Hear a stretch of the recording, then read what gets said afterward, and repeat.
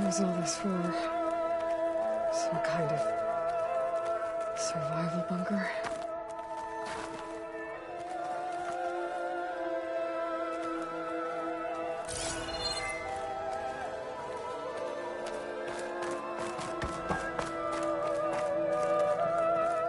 What is this? Just a few favorites from my collection. Rescued and stored here just before I went off-world. Take a look, if you like. I'm curious to hear your impressions. My friend is dead. Beta and Gaia are gone, and you want me to look at old paintings? Don't be so quick to dismiss the comfort we can find in art, or the insight we might gain.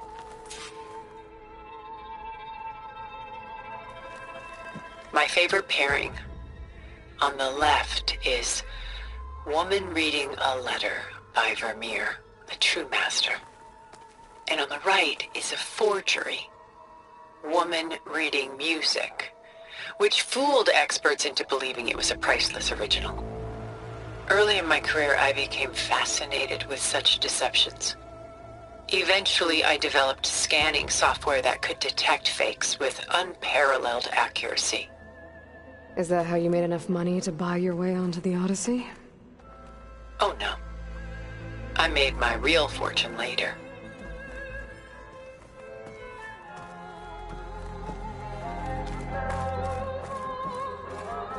Selene and Endymion.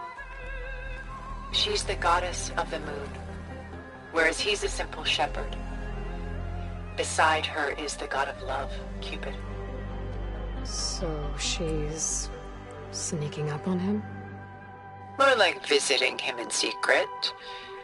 The torch that Cupid bears represents Selene's undying infatuation with him. Though the two must remain apart, her love will forever burn.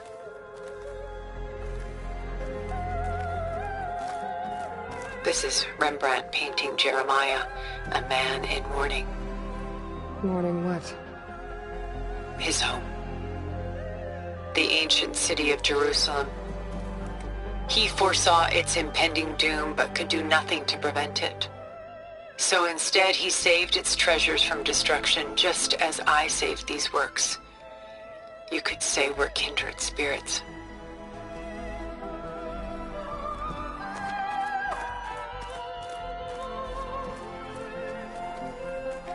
A portrait of the painter, Rembrandt's son Titus, depicted in the habit of a monk. I don't get it. Why would someone like you, with infinite resources, care about this painting of a boy in a hood? It's not the image itself, but the feeling it conveys. The face is bright and defined, but his eyes are downcast, heavy with misfortune. And the background seems to swallow all light. The painting is infused with a sense of loss. I guess I understand how the painter feels.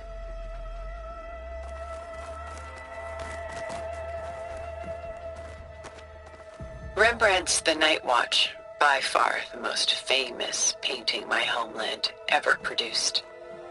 It was commissioned to honor a militia made up of influential citizens. I guess you must have been an influential citizen. In my day. But not as influential as you've been in this new world.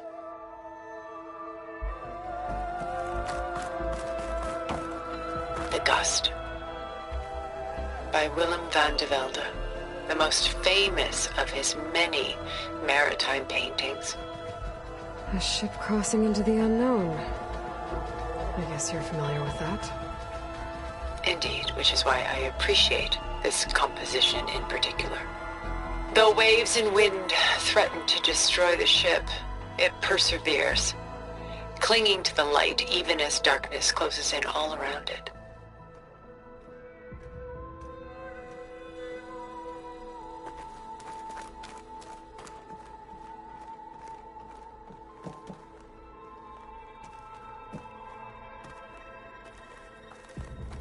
Stunning, isn't it? Paintings were the only masterpieces of my people's golden age. This is Von Vianen's lidded ewer, molded from a single sheet of silver. What was it for? How like Elizabeth you are. Function over form. Its practical purpose was less important than its meaning. Von Vianen created it in honor of his late brother, who himself was a famous silversmith. A memorial? Yes. Such beauty from sorrow.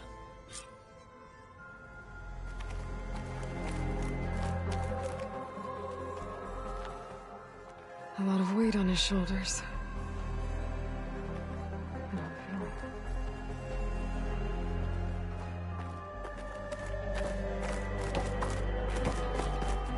She's pulling out her own hair. Out of madness, out of grief. It's hard to watch her suffer.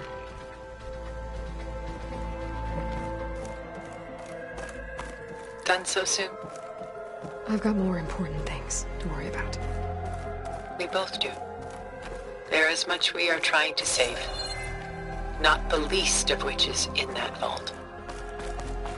There's nothing wrong with savoring such treasures for a moment more. Or come upstairs and we'll get down to business. Your choice.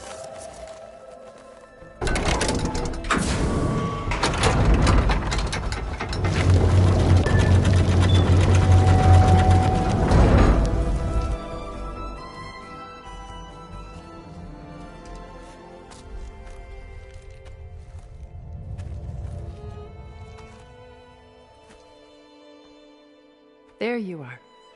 Feeling better? How did you find us? At the cauldron? And what did you do to everyone right before I passed out? All business, I see.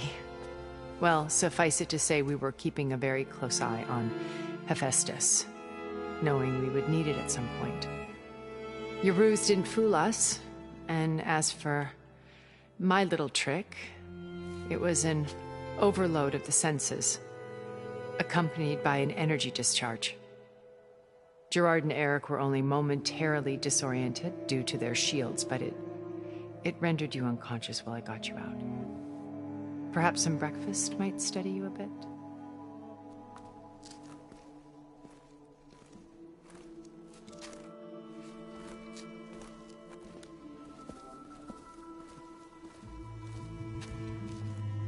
This was your house. The one you recreated for Beta, in the data channel you shared. How perceptive of you. Please, this way. After everything your people have done, you think I'm just gonna sit down and have a chat with you? They're not my people. They never were, and especially not now. You shot off into space with them, and lived with them for 1,000 years before coming back. So what made you suddenly turn on them? Quite simply, this. My old focus. You repaired it? But that means you've seen Incredible things. What you've accomplished in 2 decades of life.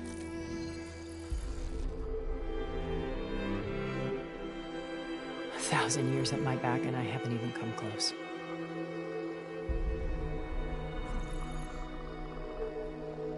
I'm sorry if I invaded your privacy, but I had to. In order to understand. To be enlightened. You truly are Elizabeth's blood. With her drive, her sense of mission, her integrity. Watching all this shamed me for the company that I've kept. Having seen it, all I want is to help you. even if it means stopping your friends? Especially so. Please, sit down.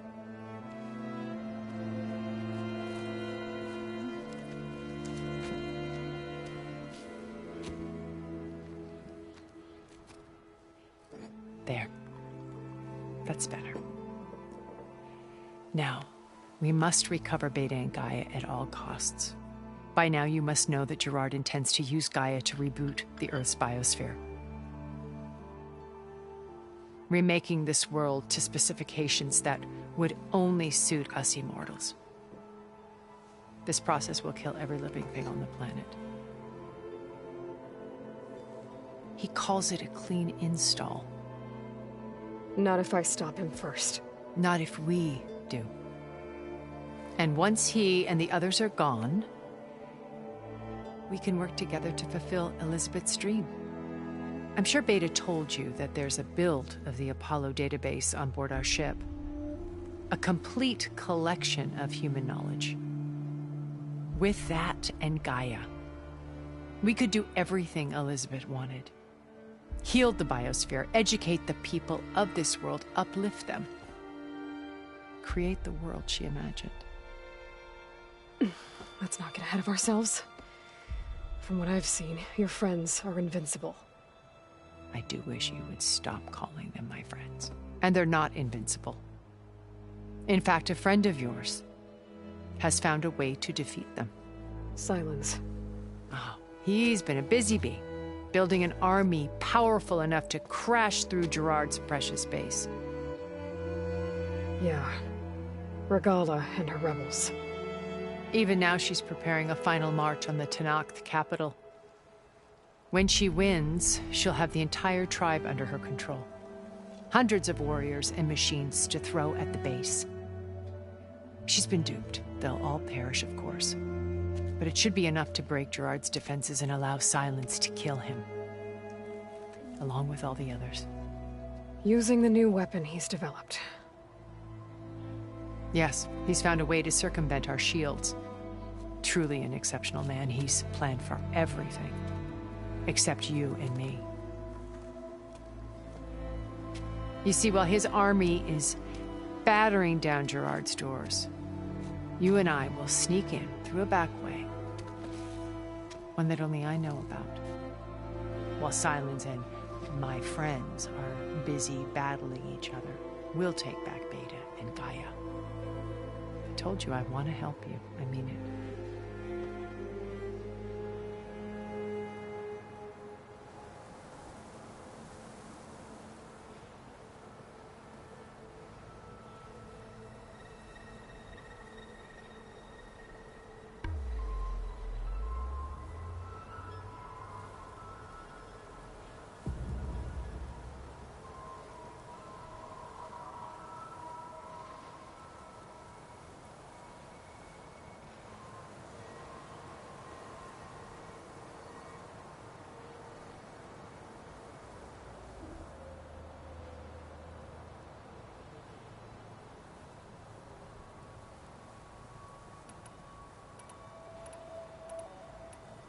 So you knew Elizabeth.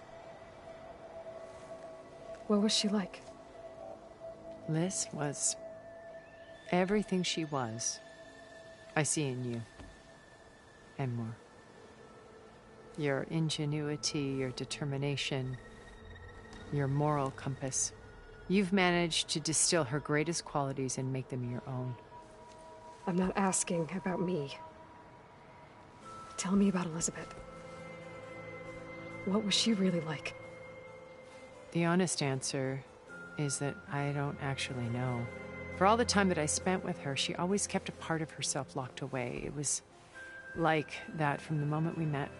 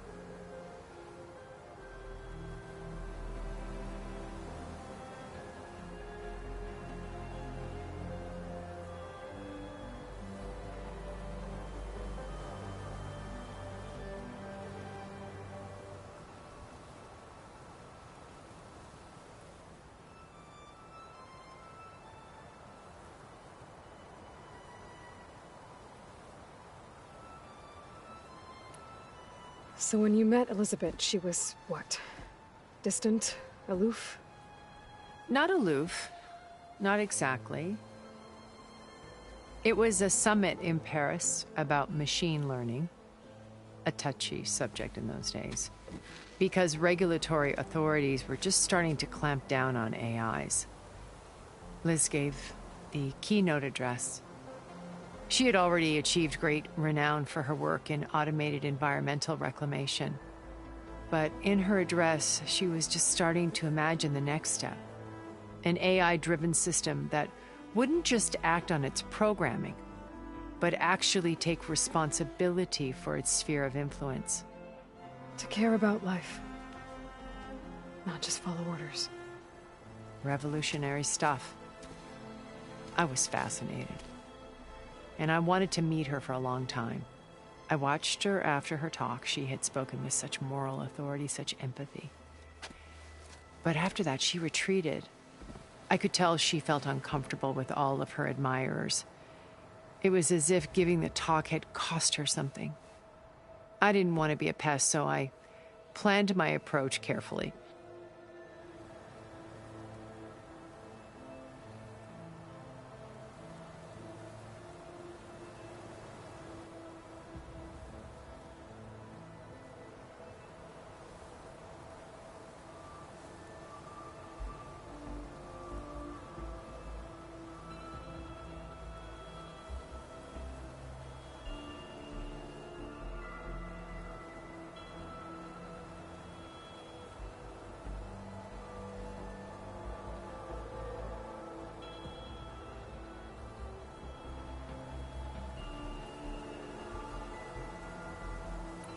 So how did you finally approach Elizabeth after her talk? I picked the right moment. The morning of the next day, right as she came back to the conference, she had just had her coffee. She was fresh, rested. It was like she had braced herself for the onslaught of colleagues. I asked if I could walk with her, then put forth a question about her talk that I thought was intelligent. Her answer made me realize it wasn't, but she was very welcoming. Almost as if we were previously acquainted. It was only halfway through the conversation that I realized she knew exactly who I was. It was quite a shock to me.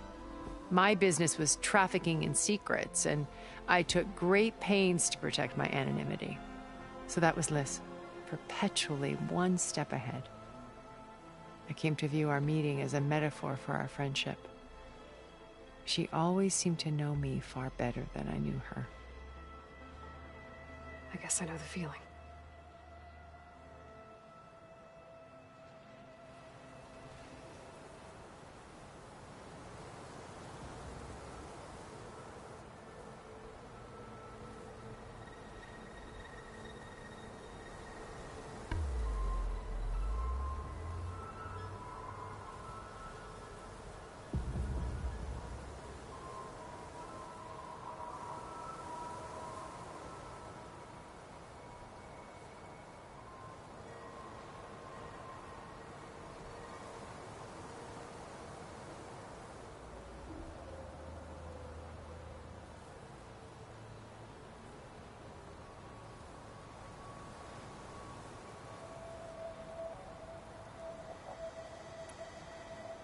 How do you know about Silence's plan? He isn't the only one adept at spyware. You hacked his focus? No, he's too careful for that. But his subordinates? Not so much. He gave additional focuses to the tribals he branded the Sons of Prometheus. The ones working with Regala. By tapping their focuses, I learned about most of his dealings. The distribution of override technology, the arming of Tanakh rebels, and the secret pact with Regala to attack Gerard's base. But how did he come up with a weapon that can take down your shields?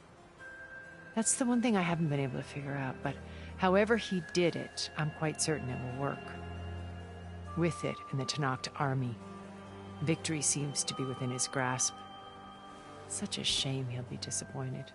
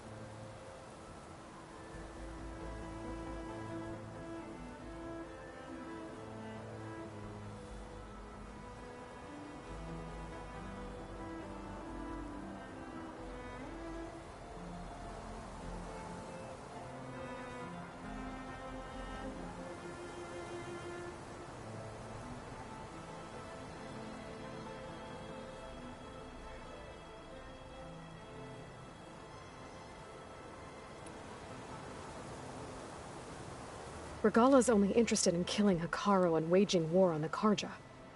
What does she have to gain by attacking Zenith? It's the price she must pay for her war.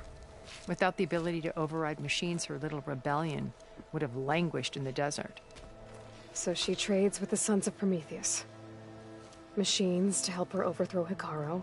In exchange for an assault on the base. Pride has deluded her into thinking she can actually survive such a battle. And all without ever knowing who the Sons of Prometheus really answer to. Yet for all of Silence's brilliance, still he underestimates you. That blind spot is what will allow us to take Beta and Gaia right out from under him. While hundreds of Tenakth are cut down outside.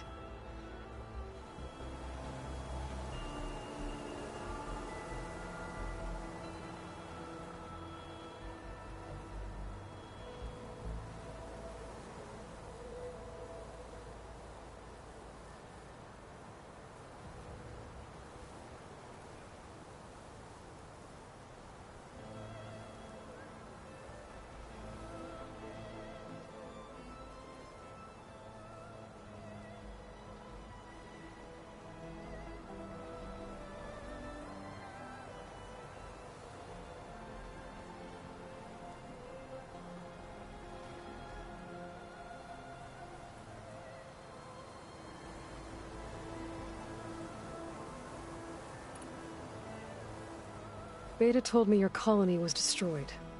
That you came back to Earth because you had nowhere else to go. It's true. After we reached our destination, a planet in the Sirius star system, we spent decades building a new home. The physical constraints of Earth, the boundaries of mortality, gone. To think of what we could have done with it. It might have been a utopia. Instead, we stagnated, absorbed in effortless comforts and virtual realities. It took a cataclysm to finally yank us out of our stupor. What happened? A massive geological event. We knew of instabilities in the planet core, but we underestimated them. By the time the collapse was upon us, it was too late to stop it. Only a few of us made it to the ship in time. We set course for Earth, the only safe harbor left to us. Which you decided to make unsafe for anyone else. Not me. Gerard. He believes it's better to wipe the canvas clean than work around the smudges. No more primitive tribes, no more combat machines, only a blank slate to do with as he pleases. But we will stop him. All we have to do is get into that base.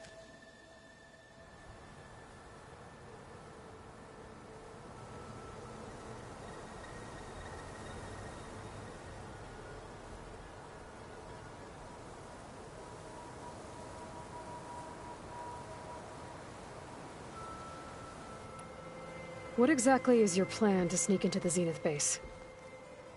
We will make use of a lesson I learned from an early age. Always know your exits. In this case, a place where Gerard's new construction meets the ancient foundation, a passage that only I can access. When Silence flings his army at the base, we will enter through this back door, bypassing most of the fighting. The distraction will provide us with a window in which to rescue Beta and Gaia.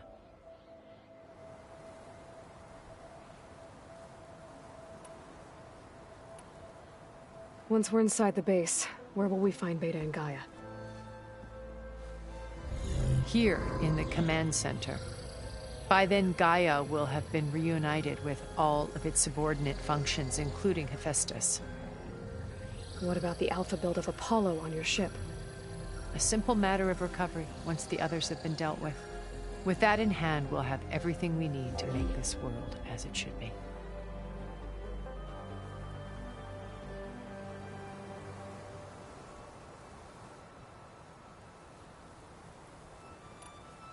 You said Beta is not in urgent danger, so what are the Zeniths doing to her? Putting her to work.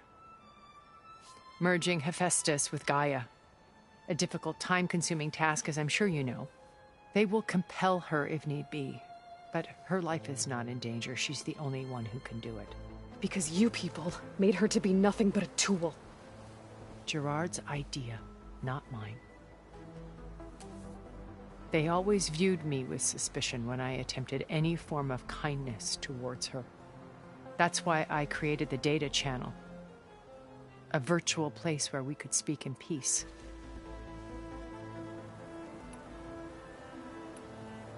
So this channel you shared with Beta, none of the other Zeniths ever found out about it.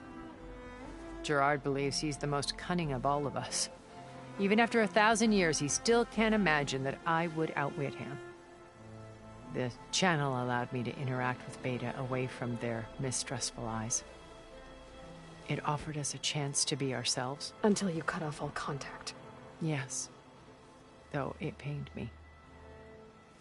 I was worried that our meetings would do her more harm than good. Well, she felt like you tossed her aside. I was afraid the others would find out and punish her. She may not have had the comforts of friendship anymore, but at least I ensured she was safe. I know it seems harsh, but you must believe that her well-being has always been paramount to me. Why did you make the data channel look like this place? I built this house as a shelter to weather any storm. A safe place.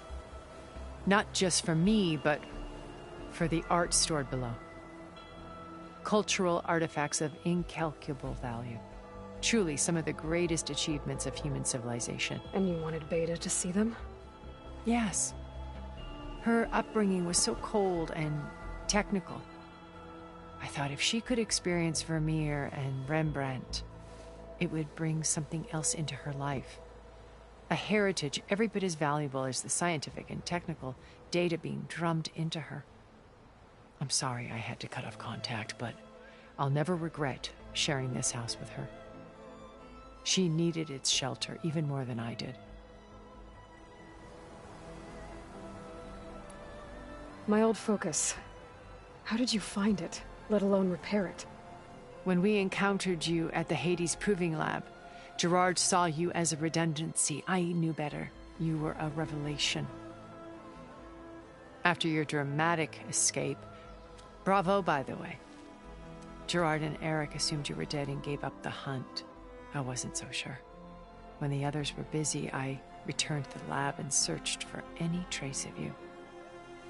That's when I found this little treasure. Not easy to repair, but certainly worth the effort. As I watched your life unfold, you were like a splash of color on a worn canvas. What Liz was, and more.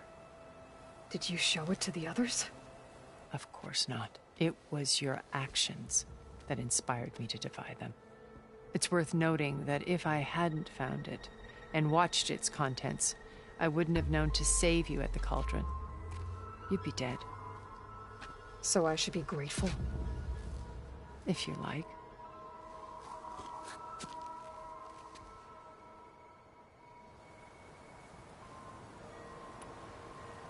So you know all about me. What about you? What would you like to know? Well, start with your life on Earth. When I was 8, terrorists flooded my home city. Thousands drowned, my parents included. I was one of the few who survived. My guardian sent me to boarding school. Among my peers, I was the strange girl, the orphan to be avoided. All because of circumstances beyond my control. Oh. So we're a lot alike, huh? Aren't we? You were an outcast. But you didn't let that stop you from getting what you needed. Neither did I. I climbed my way out of desolation and used my wits to build a fortune. First, from the technical analysis of art and the detection of forgeries. Profitable expertise in those days. But as it turned out, the software I developed was even more useful for counterintelligence. From there, it was only a short step to gathering extremely valuable intelligence on my own. You were a spy? More like a service one could turn to for information. I had to remain anonymous, of course, to protect my privacy. But despite that anonymity, Far Zenith inevitably sought me out.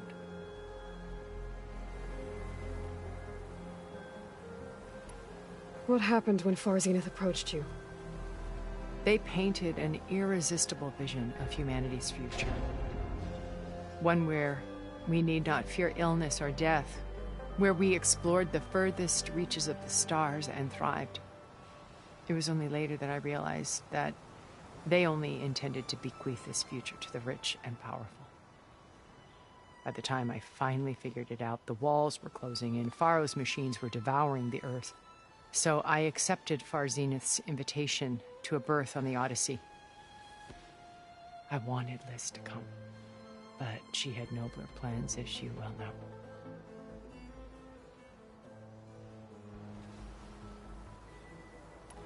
So you didn't know the other Zeniths were monsters until it was too late?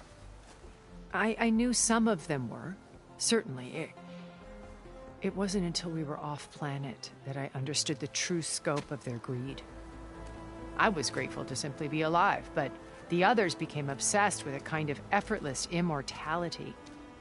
They built a colony where machines serviced their every need, where any memory or fantasy could be endlessly savored in virtual reality. It wasn't life. It was stultifying, a pampered dream state. As the decades passed, I withdrew more and more, alone yet again, but this time with eons to consider my mistakes.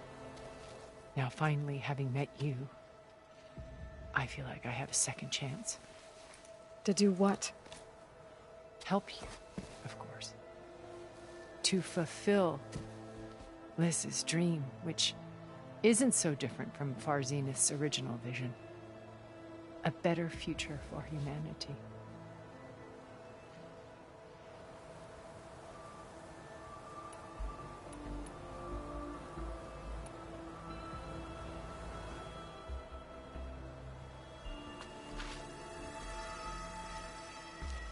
First Varl.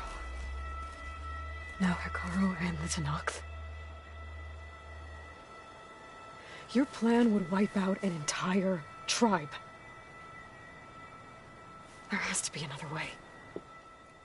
We are in an admittedly desperate situation, but I assure you there isn't. Remember Zero Dawn. Elizabeth's sacrifice. Sometimes many have to die for a new world to grow. If it looks impossible, look deeper. Wait. The data channel. It still exists, doesn't it? I need you to open it. Let me talk to Beta. Impossible. We might be detected. It's worth the risk. There is another way, one where the Tenakth survive. But we won't. If the others... If you want to help, open it.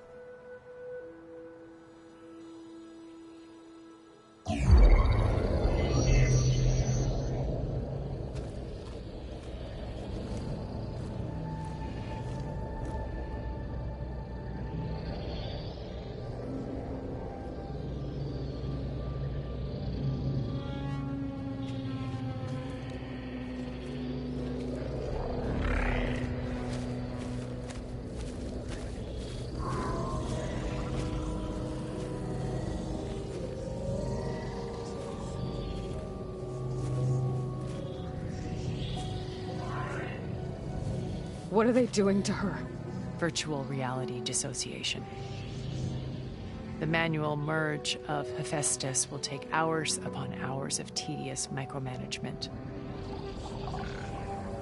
If she resists the work, they run simulations to induce feelings of isolation and despair. Beta, can you hear me?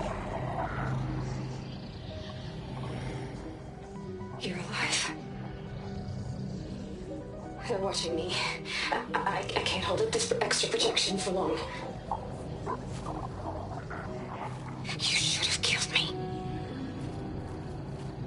No. No, look at me. I'm coming for you. I promise, okay? I just need you to hold out a little while longer and work on the merge.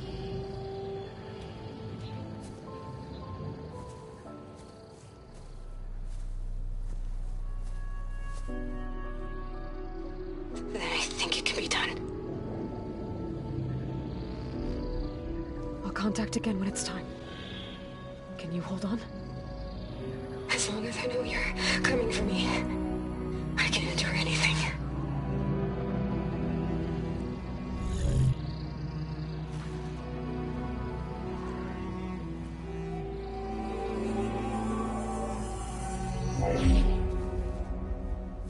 All right.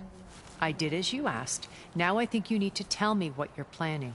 I'm going to take Silent's army away. I don't need it. Only the weapon he made to penetrate your shields. And how do you propose to get it? Ask him nicely? Without Regala and her rebels, he won't have a choice. We'll be his only option. Only option for what? What did you tell her? That is between me and my sister. Will be Silent's only option for crashing that base. I'll tell you the rest later. But first, there are a couple of things I have to do. Oh. And what are those? Lay my friend to rest. And then I'm going to use the override that Beta gave me at Gemini to put an end to Regala's rebellion. From the air. Wait. Since you insist on doing things your way, I know of something that will truly help you make a grand entrance with the Tenat. The ancient Horus Titans still possess electromagnetic energy cells as part of their arsenal. Drop one of those on Regala's army and they'll receive quite a surprise.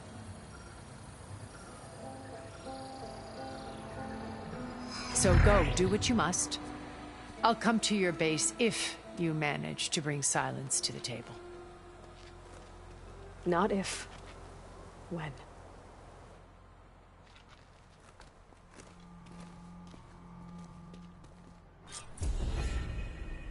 Erend, are you there? Aloy! Aloy, is that really you? Yeah, it's me. Where's everyone else? We're all... we're back at base. What happened? It might be easier to explain in person. I'll try to join you there when I can. Okay. We'll wait here for you. It's good to hear your voice, Aloy.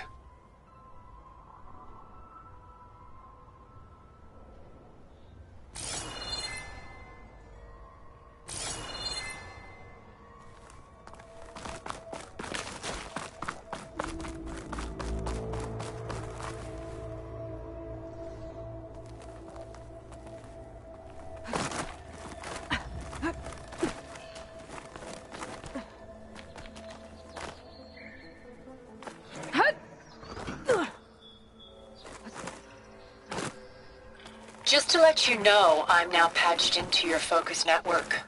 Great. I take it the other Zeniths can't hear us? Of course not. And they don't know about your base either, in case you were wondering. I've sent you data on the Horus energy cells you can use against Regala's forces. Reach out to me when you're ready to acquire one. Understood.